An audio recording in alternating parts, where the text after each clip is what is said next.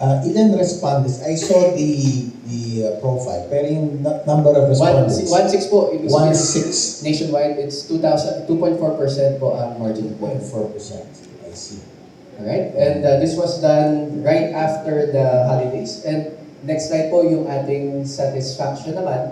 Mapapansin po dito, gusto ko, ganun din po lumalabas sa satisfaction and dissatisfaction. I'd like to highlight lang, yun po sa ating Department of National Defense and DPWH. Bumaba po sila sa ranking sa satisfaction and dissatisfaction. But yung tiwala sa kay Secretary Dizon and Secretary Teodoro Jr., mataas po. But in terms of satisfaction, bumaba po sila. How was the question naman worded? So, yung sa trust, gaya po sabi ko kanina, gaano kayo nagtitiwala or hindi Nagtiwala. Ito naman. gaano kayo sumasang-ayon o hindi sumasang-ayon sa naging performance na member na gawin. Again, this is the net of aware, yung may kakilala na sa kanila. So, similar din po lumalabas dito, yung human-centric elements, mataas ang satisfaction. Back-end, nasa lower part. And then, yung ating infrastructure-related, DOTR, DPWH, nasa gitna po. Yan po yung lumalabas dito. So, parang it validates what Professor Malu said earlier, na pagdating sa household, I really am concerned and more aware and would be more mindful as compared to, let's say, yung things of the country, things of the nation. And it's quite a sad state. No? Pagdating naman doon sa impeachment, have you done any surveys that would indicate ano ba yung opinion ng mga respondents natin based on these recent developments? Or will there be some kind of survey coming up? Attorney Fred, a couple of weeks ago na may mag-file ng impeachment kay Pangulong Marcos and kay Vice President Sara Duterte. So, naggawa po kami ng survey, Professor Malu. January 10 to 14 naman po siya. So, yun po, if I can proceed to the next slide, sir. Ito po, January 14 to 16. So, yung week of January, then there were news already. But, yung articles of impeachment, hindi pa po lumalabas. So, we did not ask, di po namin tinanong in terms of yung grounds for impeachment. We just asked the impeachment proceedings in general. So, una po, ganito din po, ang margin of error po natin dito, 2.77, tumaas kasi ang sample size namin 1, 2, bumaba po ang sample size. Kasi we wanted to do this fast. Gusto po namin makita, ang mabilis po kasi magbago ang opinion ng mga tao. So, yun po yung nakita namin. So, that's why we wanted to test the questions that we have. Pre-profile muna namin sila. We asked them, sino binoto nyo bilang presidente at vice presidente noong 2022 as part of our profiling question. So, if we can proceed sa next slide, sir. Ito din po ang ating breakdown ng demographics. Ito na po yung fixed quota namin. So, yan yung quota po namin dito. Ang gusto ko lang pong i-highlight sa caveat na din po as well po sa inyo lahat. Yung ating 51 and up, 12% po siya. But in terms of our population, it's 20%. But the 12% readable base pa rin naman po siya. Just to take it back, kung napansin nyo na po yung 50 years old and up na respondents. So if we go to the next slide, eto po, una po namin tinanong, finilter po namin, sino po ang sumusuporta ng impeachment ng parehas na top leaders ng Pilipinas. Lumalabas po dito, isa sa 3 respondents po natin support the impeachment proceedings of both top government officials. And, Attorney Fred, nakita po namin dito, na tandaan niyo po, we asked a profiling question, sino po binoto niyo bilang presidente at bilang vice-presidente? Yung bumoto po sa unit team ticket ng 2022 comprised 40% of that 33%. Ibig sabihin po, 2 sa 5 bumoto sa unit team, yung pong sabihin natin disillusioned voters po natin, ang sumasang-ayon na ma-impeach na yung 2. That's 40%. Before we proceed to that next, what do you think of that 33%? Malaki yun ang pinanggalingan na parehong bumoto. Siguro wala ng botante na bumoto sa kanila ang natuwa na disband yung so-called unity. Kasi yung kampanya ng Fred, ang pangako lang naman, unity. after ng mga 2023 na wala yung unity simula nung sa issue ng confidential intelligence fund. So, yung effort na pagsamahin sila muli, sa tingin ko, dead in the water na yon. Yung tutulong ang isa para maisalba yung isa, please God. And hindi lang marahil maalis ang Vice Presidente kasi may mandato siya. In fact, mas malaki yung mandato. So, yun, echoing their result with our fourth quarter, ang nakikita namin across, nag-trend analysis kami, yung pro-administration, lumiliit at lumiliit, at dumadami ang undecided. That is a reflection. Yung pro-opposition, na ang opposition hindi ma-define kasi sino ba talaga ang opposition, di ba? Lumiliit rin ang lumiliit at nagiging undecided. So yung undecided, palaki ng palaki, and this is the numbers that you need to probably persuade in terms of impeachment and in terms of 2028. So maraming lumalaki yung nasa gitna. So would you say, yung would you say, Professor Malu, the number of undecided, since it's growing, it's like open season, it's an opening for any third force that you think that can be a good, decent contender? Yes, kaya this early, second week of January, there were already talks. Sino yung mga pino-float? Nagpo-float na ng mga pangalan. There were certain political analysts who were saying the challenge is 2026. If we are not able to increase awareness, to convert that into potential voting support, then let's not talk of 2028. And there are serious names being floated around. January pa lang hindi pa tapos ang Enero, nandyan na. Because of that phenomenon. The unity team is divided, as presented here. There is no Marcos Duterte, there is Marcos versus Duterte, and somewhere in between is a void that is huge for conversion. I see. Wow. Martin, ikaw, what do you think is the relevance or the importance of all of these survey data and public opinion research when it comes to the political narratives that are floating around? As sinasabi nga ni Professor Malu, there's that big undecided vote na pwedeng kunin by any third force, not Marcos, not Duterte. What's the importance? That can answer that question. Now, ito po yung medyo interesting po. Kung sakaling mabakante po ang posisyon ng Pangulo at Vice Presidente, dun sa 33% na yun, ang pinili nila na maging caretaker ng Pilipinas, ang tanong po namin dito ay open-ended. Ibig sabihin po ng open-ended, sino yung unang lumabas sa isip mo? So, hindi siya guided. Walang listahan. Wala po. So, open-ended to. Kung sakali, yung doon sa 33% na yun, over 50% of them mention BP Lenny. Pwede malaman kung sino yung number 2? Ang lumalabas, a quarter of them mention, ito galing sa private industry, sir. Mention the President and CEO of San Miguel Corporation, Ramon S. Okay. Konti lang sumagot sa ating Senate President, sa ating Speaker of the House. May nagsabi po kay Boss Manny B. Pangilinan. But ang two names na lumabas bilang caretaker, si dating Vice Presidente Leonel Robredo, at a quarter of them, 25%, 1 out of 4, so 33%, nagsabi na si RSA, si Boss RSA po. Ito, if I may add na lang, attorney, yung nagsabi na VP Lenny, hindi sila nanggaling sa not only supporters of VP Lenny last 2022, even those who voted for the unity mentioned VP Lenny.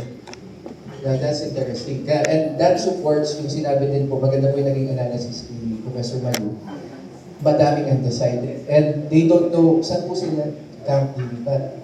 Pag may pumasok po ngayon na nagpapagkaya po sabi ni Professor Manu, increasing awareness. Nakikita na po natin yan sa mga balita ngayon. May mga minsan may nag-declare na po na posibleng tumakbo. Once mag-increase yung awareness, and if it's shown and supported by data that the awareness increases over time, then it's really important to measure those trends. Kung makita natin, if there will be an effect ngayon sa public opinion and sa voter preference come 2028. And that will dictate the future of the country, of my kids, mga kamag-anak ko na. Any other? Last 2 slides na po, Sige, if sige. you can give me the opportunity, sir. Ngayon, individually naman po. Individually. Kasi kanina, ano po siya, parang Venn diagram, pinag-combine lang natin. Ito po, as individually, almost 7 out of 10 Filipinos support the impeachment of President Marcos. And this is driven by Visayas and Mindanao. This is driven by Visayas and Mindanao. Now, if we go to the next slide, for those who support the impeachment of VP Sara Duterte, we asked this question last year. Bumaba po siya. Last year, it was around 2 out of 3 Filipinos. Ngayon, it's only 42%. Bumaba ang support sa impeachment ni VP Sara Duterte. And this is driven by, interestingly enough, Central Luzon, Northern Luzon, and Southern Luzon, and those who supported either President Marcos last 2022 or by former Vice President Lenny Robredo. Professor Malu, how would you react to the Dahil lumabas yan sa fourth quarter namin, tinanong namin, sino sa tingin nyo ang mastermind sa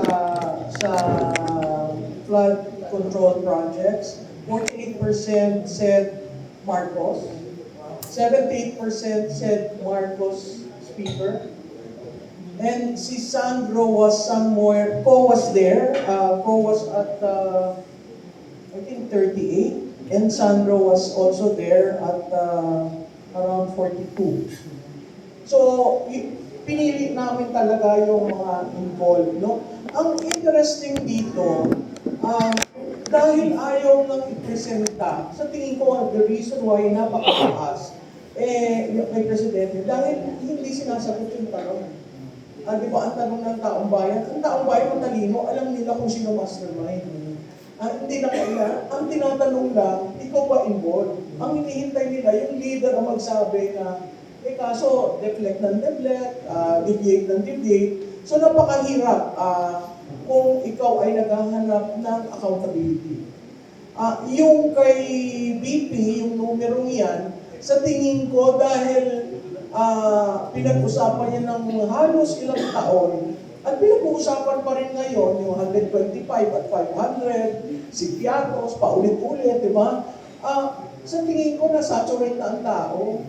Dahil ang COA naman, sinabi, wala nangyari, di ba? Pagkatapos yung ruling ng Supreme Court, doon parang nagulat ang mga tao, sandali lang, bakit nga ganito ang ginagawa? So, as far as people are concerned, probably the respondents are saying, wala sa tamang procedure. Kaya nagkaroon ng failure, kaya nawawala ang interest sa kanya.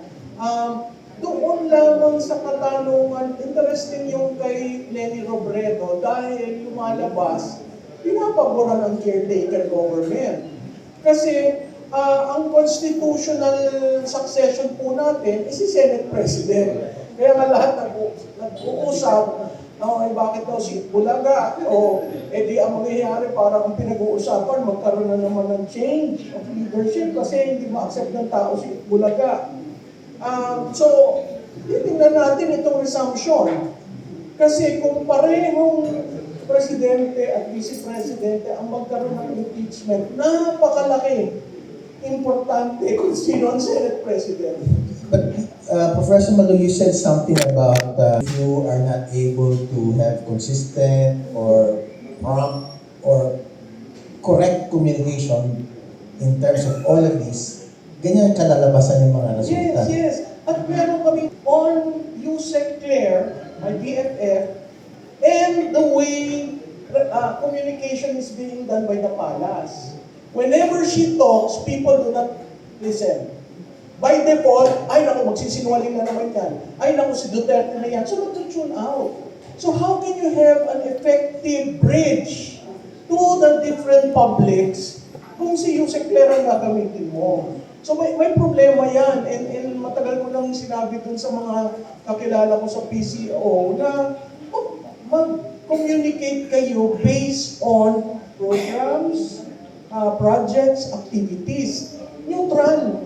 Pero ang communication nyo political, kaya na hindi maintindihan ng tao ngayon, ano ba talaga ang governance?